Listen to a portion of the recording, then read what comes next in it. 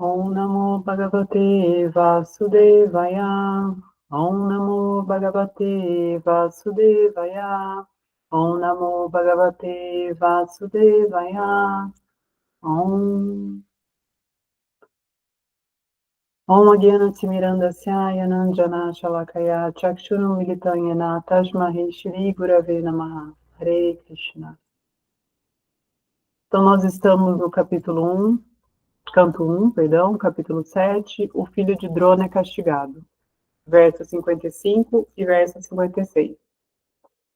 Verso 55, somente então Arjuna pôde entender a intenção do Senhor através de suas ordens ambíguas.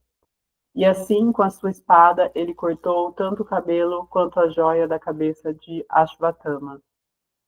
Verso 56, ele, Ashvatthama, já havia perdido seu lustre corpóreo devido ao infanticídio, e agora, além disso, tendo perdido a joia de sua cabeça, ficou ainda mais fraco. Então foi derramado, desamarrado e expulso do acampamento. Vou repetir, verso 55, somente então Arjuna pôde entender a intenção do Senhor através de suas ordens ambíguas, e assim, com a sua espada, ele cortou tanto o cabelo quanto a joia da cabeça de Ashvatthama. Verso 56, ele, Ashvatthama, já havia perdido seu lustre corpóreo devido ao infanticídio, e agora, além disso, tendo perdido a joia da sua cabeça, ficou ainda mais fraco. Então foi desamarrado e expulso do acampamento. Bom, voltando à contextualização, né, dando uma relembrada nessa história, Drona é o pai de Ashvatthama e ele foi morto, né, no campo de batalha, e Ashvatthama ficou revoltado, né, eles eram todos guerreiros, né, e aí vale lembrar aqui que quando a gente olha o arquétipo do guerreiro, a gente olha uma pessoa que o arquétipo perfeito é aquela pessoa leal, né, honrada, corajosa, que tem os códigos morais, que tem o Dharma, né, impecável. E aí, nesse caso, ele quebrou todos esses códigos, né, porque o pai dele havia morrido e ele quis se vingar, e ele entrou no quarto de 5 crianças, né, que era da família dos Pandavas, né, que era filho de Draupadi, e matou as 5 crianças à noite, né, quando elas estavam dormindo. E aí, nesse lugar, ele cometeu um crime, além do crime em si, que foi hediondo, né, e muito horrível, ele assim, desonrou, né, a família dele até, e ele se desonrou como um soldado, porque ele não respeitou o código, né, de ética, ele simplesmente foi completamente desleal, né, ele foi completamente ele não foi uma atitude virtuosa, nobre, foi uma atitude completamente adármica, né? Além de ser hedionda. Então, nesse momento, eles pegaram ele, né? E começaram o julgamento dele ali, o que eles iam fazer com ele, e Krishna, na mesma, assim, prontamente, né? Colocou que ele deveria ser morto pelo crime que ele tinha cometido. E nesse momento, Draupadi, que é a mãe dos meninos, deu a opinião dela, falou que ele deveria ser poupado, né? Ela teve misericórdia por ele e o perdoou. E só que assim, diante disso, alguns homens, né, que eram soldados também, que viram a gravidade do problema, que viram que o que ele fez foi assim, não tinha como perdoar, né, porque estava além do perdão da Draupadi, né? Eles clamaram por justiça ali, né? E Krishna, nesse momento, a Arjuna, que estava dando a sentença, né? Ele que estava com a flecha apontada para ele, Krishna coloca dois pontos, né? Ambíguos. Então, ele coloca que ele poderia ser morto, porque ele deveria ser morto, porque essa era a lei, ou ele poderia, e ele deveria também ser poupado porque ele tinha privilégios, então, entre aspas, reais, né? Então ele poderia ser poupado. E aí ele dá essa instrução ambígua, né, para Arjuna resolver, e Arjuna entende que Krishna fala, né, para ele, mate ele, não mate ele, né? E aí, o que Arjuna faz? Ele desonra ele, né? Ele tira os méritos sociais dele, né? Então, ele tira a joia dele, ele corta o cabelo dele e ele simplesmente vira um ser agora à margem da sociedade. Ele não tem mais o prestígio social, ele não tem mais a posição social, ele é assim, diante da sociedade, ele é uma vergonha, né? Então ele, de certa forma, mata ele para o protocolo social, né? Que era uma coisa muito importante. Então, as virtudes dele, né? A honra dele, tudo acaba naquele momento, né? E aí ele é, na verdade, abandonado, né? Para a própria sorte, no sentido de não ter mais esses méritos, né? Sociais que eram tão importantes para a época. Então, de certa forma, ele mata ele, né? E nesse momento, até ontem a Vrindavani fazendo a contextualização, ela fala que é curioso, né, que Krishna fala sobre essas leis com Arjuna sorrindo, né? E aí é curioso porque é um momento muito tenso e triste, né, e denso, e Krishna está sorrindo. E aí a gente tem que entender a contextualização desse momento de Krishna, né? Porque a gente falou, mas por que Krishna sorri nesse momento, né? E aí a gente pode olhar por duas perspectivas. Uma perspectiva é que quando Krishna olha Ashwatthama, ele sabe que o karma ele é imparcial, porque por mais que Draupadi tenha perdoado ele, e ela tem o direito de perdoar, mas ela tem o direito de perdoar no coração dela, né? E assim, para ela é muito importante isso, né? Para nós perdoarmos é muito fundamental e para ela é né, sensacional ela conseguir perdoar e ter essa misericórdia, né? Ser tão misericordiosa.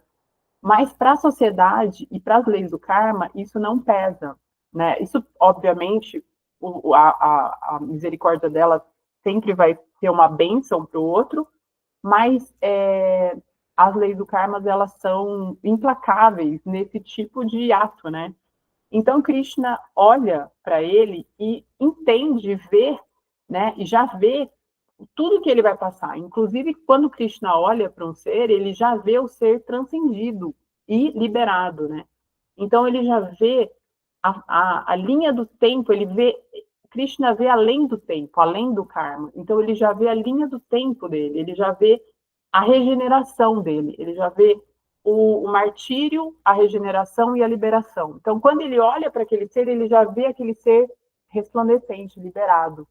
Então ele olha para além do tempo, né? Ele olha para além da ilusão.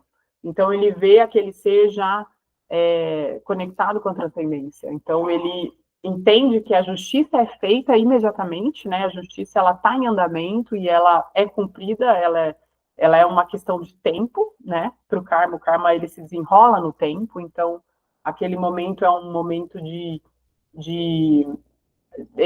e Krishna entende que ele morrer ou não morrer não muda nada. Ele morrer ou não morrer não muda nada. O karma ele está em andamento, né? No momento que ele fez ali uma atrocidade, ele simplesmente se amaldiçoou, né, plenamente. Então, nesse momento ele vai ser libertado, ele é liberado, né? Existiu ali porque por mais que Krishna tenha falado a sentença dele é a morte, né? Porque pela lei ali era a morte. Quando o entorno ficou, quando o entorno meio que não que foi contra aquilo, Krishna respeitou, né? E daí ele falou o seguinte: tem duas leis, ele morre e não morre. Então quer dizer o karma está feito de qualquer maneira. A justiça vai ser feita de qualquer maneira. Então, para ele, morrer ou não morrer, não tem não tem nenhuma diferença, né? Então, tem esse ponto, mas para a justiça dos homens, obviamente, ele deveria ter sido ou retirado da sociedade, né, ou ter sido banido, mas banido, na verdade, é uma sociedade organizada, mais organizada, assim, no sentido de hoje, ele não estaria livremente solto pela sociedade. Mas, como ele estava sobre os olhares ali do Senhor Supremo, ele não teria mais a ação negativa nesses próximos passos dele, né? Então, ele foi libertado e, e Krishna ali assegura que ele, né, passará por todos os infortúnios que ele mesmo cometeu, né? Que ele mesmo colheu. E aí, numa segunda explicação, a gente pode dizer também, né, que é bem importante a gente entender que quando o Senhor Supremo vem fazer os passatempos dele, quando ele vem mostrar para a humanidade, né, quando ele vem colocar a Shakti dele, quando ele vem ensinar, quando ele vem dar os exemplos, ele traz todas esses personagens que interagem com ele, são todos seres liberados, né? Eles não são seres aprisionados ainda na ilusão. Então, são seres que são devas, né? São seres que querem, né, participar das lilas do Ser Supremo. Então, ali, quando a gente olha essas cenas hediondas nas escrituras, a gente deve acalmar o nosso coração, porque é como uma novela que eles fazem, né? Então, Krishna está plenamente consciente, né, disso. Então, todos os personagens envolvidos, eles são personagens que fazem parte dessa encenação, né, de seres já elevados, que, inclusive, alguns, por exemplo, as crianças que estavam, né, que sofreram esses ataques, no momento do ataque, a Yoga Maya, ela cria uma ilusão, né? E elas não sentem nada, elas adormeceram e saíram da cena, entendeu? Então, nesse momento, a gente entende que todos os personagens ali, eles, eles fazem, né? Contemplam e meio que querem participar, né, dessa lila com o Senhor Supremo, querem estar próximo ao Senhor Supremo e eles se voluntariam para estar nessas lilas, né? Então esses seres eles estão ali por vontade própria, né? E no momento ali da novela, né, vamos dizer, eles estão absolvidos 100%, né, naquilo, mas o Krishna está sempre consciente de que aquilo tudo é a sua própria lila sendo realizada, né? Para os seres, para todos nós, né? Para a humanidade se beneficiar dela. Então, a gente, com isso, pode fechar aqui e entender que é isso, que a gente, quando a gente ouve essas passagens, assim, às vezes violentas, né, das escrituras, e a gente pode acalmar nosso coração, que nesse momento nessas lilas do Ser Supremo, eles fazem de uma forma que para a gente ter esses benefícios, mas são seres já completamente iluminados e que vêm para simplesmente ter esse convívio e e esse essa participação, né, com o Ser Supremo, com o Absoluto. Então é isso, por hoje é isso. Namastê, Hare Krishna, gratidão pela oportunidade. Hariom, Shanti.